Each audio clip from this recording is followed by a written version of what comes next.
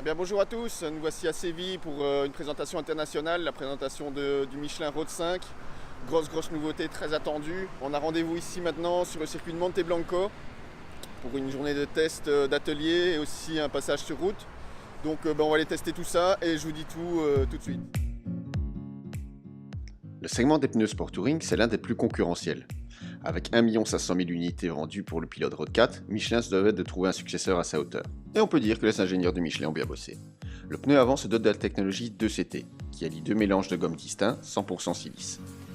Pour le pneu arrière, c'est la technologie 2CT+, avec aussi un mélange 100% silice, mais avec des épaules en carbone noir qui permettent un meilleur grip sur le sec, puisque les angles d'inclinaison sont beaucoup moins importants lorsqu'il pleut. La stabilité est obtenue grâce au procédé ACT, où la structure centrale vient envelopper celle des épaules pour offrir plus de rigidité à l'ensemble.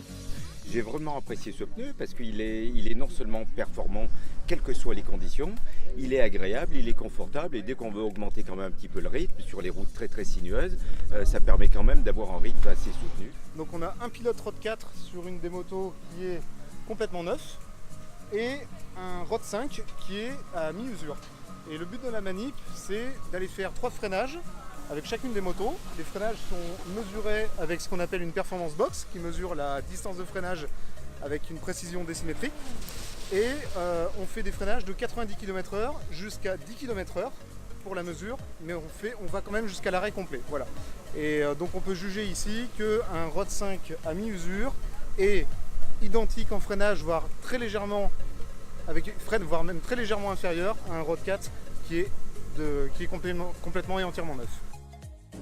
Alors c'est possible justement par la régénération de la sculpture. En termes de durée de vie sur usure, le Road 5 et le pilote Road 4 vont avoir à peu près la même durée de vie.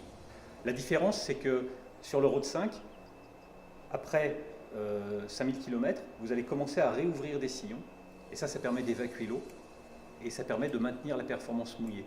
Aujourd'hui, en fait, un Road 5 à mi-usure freine plus court qu'un pilote Road 4 neuf. De tels arguments, ça m'a donné confiance. Alors quand on m'a demandé d'aller sur piste, je me suis pas fait prier. 2 exercices m'attendaient.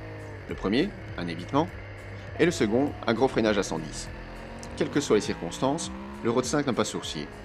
L'ABS joue bien sûr son rôle, mais la moto reste bien droite et on s'arrête sans souci.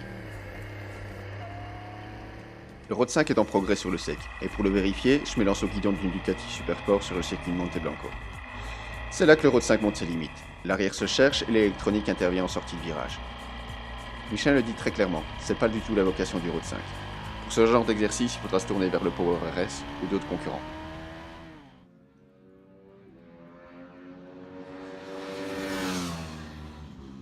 La journée s'achève et je dois bien avouer une chose. Je suis bluffé par ce Road 5. C'est vraiment le digne successeur du pilote Road 4. Je vous donne rendez-vous dans votre Moto 80 du mois d'avril pour en savoir plus. D'ici là, bonne route!